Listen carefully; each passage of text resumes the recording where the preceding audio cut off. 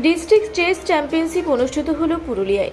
পুরুলিয়া শহরের আমডিয়া এলাকায় একটি লজে প্রায় 150 জন দাবাড়ুকে নিয়ে পুরুলিয়া ডিস্ট্রিক্ট চেস অ্যাসোসিয়েশনের উদ্যোগে পুরুলিয়া ডিস্ট্রিক্ট চেস চ্যাম্পিয়নশিপ 2025 অনুষ্ঠিত হলো। রবিবার সকাল 10টা নাগাদ এই দাবা প্রতিযোগিতার সূচনা হয়। চলে বিকেল পর্যন্ত। উপস্থিত ছিলেন পুরুলিয়া পৌরসভার পৌরপ্রধান নবেন্দু মাহালি, বিশিষ্ট সমাজসেবী টিঙ্কু প্রসাদ গুপ্তা, সংস্থার সম্পাদক এবাদুল হক হালদার ময়না সহ অন্যান্য বিশিষ্ট জনেরা।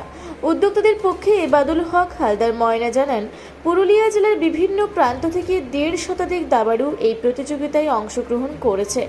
আগামী দিনে দাবা খেলার চর্চা বাড়ানোর লক্ষ্যে এই চ্যাম্পিয়নশিপের আয়োজন করা হয়েছে।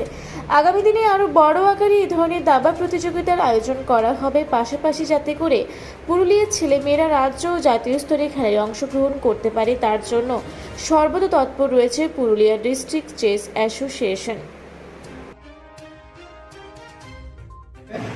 পুরুলিয়া ডিস্ট্রিক্ট চেস চ্যাম্পিয়নশিপ 2025 অনুষ্ঠিত হয়। কতজন অংশগ্রহণ করেছিল?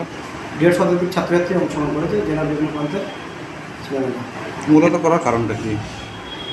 আমরা প্রতি বছরই ডিস্ট্রিক্ট চ্যাম্পিয়নশিপ করি। এই ডিস্ট্রিক্ট চ্যাম্পিয়নের সাথে সাথে আগামী রাজ্য প্রতিযোগিতার জন্য সিলেকশন করে নেওয়া হয়। এইখানে যারা 1 থেকে 3 হবে তারা আগামী রাজ্য প্রতিযোগিতায় অংশগ্রহণ করতে হবে।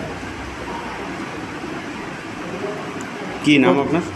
না, কোন কোন কোন ক্যাটাগরিতে ছিল আজ? আমাদের এখানে ওপেন ক্যাটাগরি ছিল একটি, সাথে সিলেকশন ক্যাটাগরি 6টি ক্যাটাগরি ছিল। Under 7, under 9, under 11, under 13, under 15, under 17, এই 6টি ক্যাটাগরিতে সিলেকশন হচ্ছে। সব থেকে বয়স্ক কত ছিল? সবচেয়ে বয়স্ক ছিল নরেন্দ্র প্রসাদ। উনি দীর্ঘদিন আমাদের অ্যাসোসিয়েশনের সঙ্গে যুক্ত এবং দীর্ঘদিন এই দাবা খেলছে। ওনার বয়স এখন 65 আর। কী নাম আপনার? আমার নাম ইবাদুল হক হালদার ময়না। আমি পুরুলিয়া চেস অ্যাসোসিয়েশনের সাধারণ সম্পাদক।